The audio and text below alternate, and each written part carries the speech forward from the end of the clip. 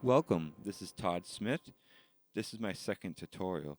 We're going to focus on the Volca bass today. Before I get into that, I want to apologize for the bad audio on my first video.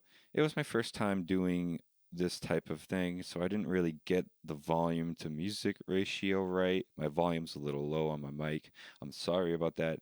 I'm not going to really go back and re-record it. I'd rather take it as a learning experience and move on from there. So my second tutorial is gonna deal with how to pull multiple patterns out of one bank, one save bank in your Volca bass. Now, in order to do that, in order to create multiple sequences out of just one part, you must either be in M1 or M2 for your VCO groups. You get that by holding down your function and choosing which one you want. On M3, all three of the VCOs are linked together and create one thick sequence, which can be cool. It's great. Um, but to do what I want to do, you can't really be in that mode and do it. Down in M2, it is possible.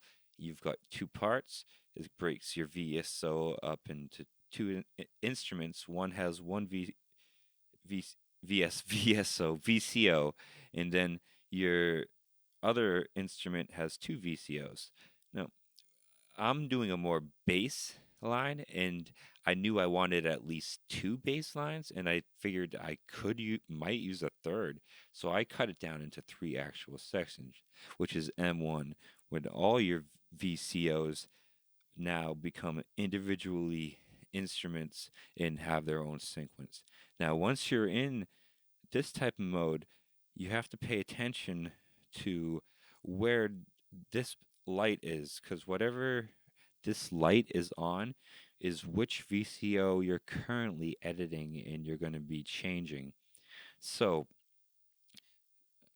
now let's go to a blank pattern. Nice.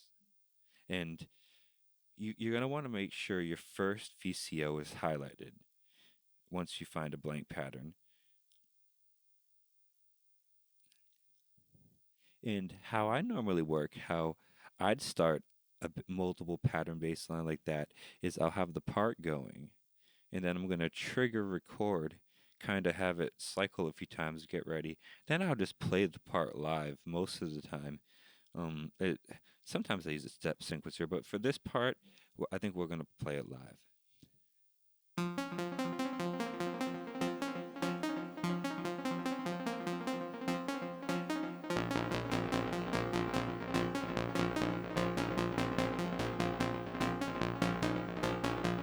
All right.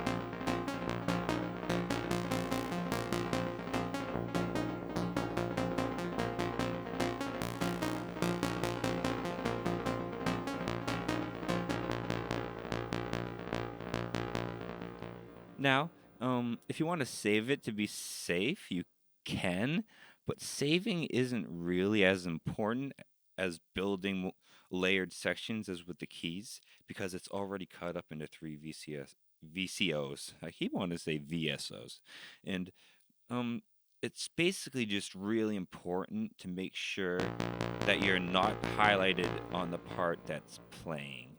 And as long as you're doing that, you just recorded VCO1. Make sure it's on VCO2. But if you want to save it just in case you record over what you did, that could be a good safe zone. So once I have my first bass line recorded, I kind of decide where I'd go next.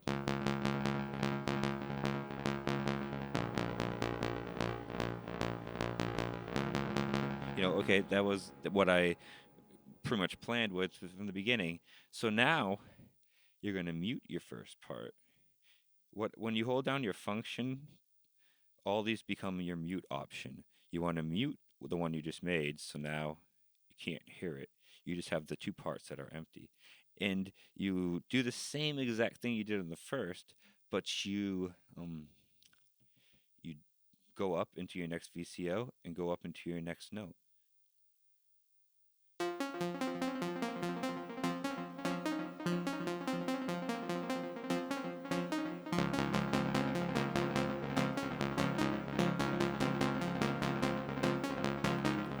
There you go. Now you have two parts that you can mute and unmute that create a variation in your sequence.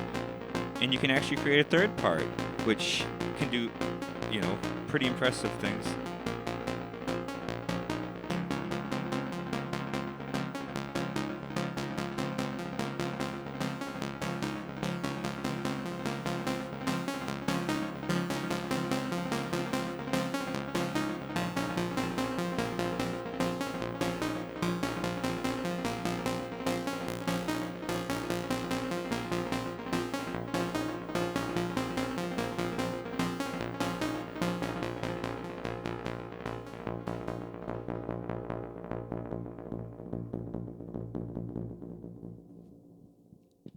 All right. So yeah, you can build a third part, or you have a lot of options here, and I just figured I would show other users on how to take advantage of that. Now, once you have multiple parts built up, and you understand the mute, and you understand the selection option, it it all makes sense, and it becomes a really useful, powerful instrument. Um, I think this is going to be pretty good for my second tutorial.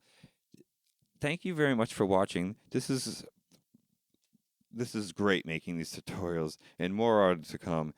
The next one's probably going to focus on a Volca. I'm not really sure where it's going to go from here, but as always, if you found this at all helpful, please subscribe. I have an icon on the lower right-hand corner of the screen, and you have an amazing day.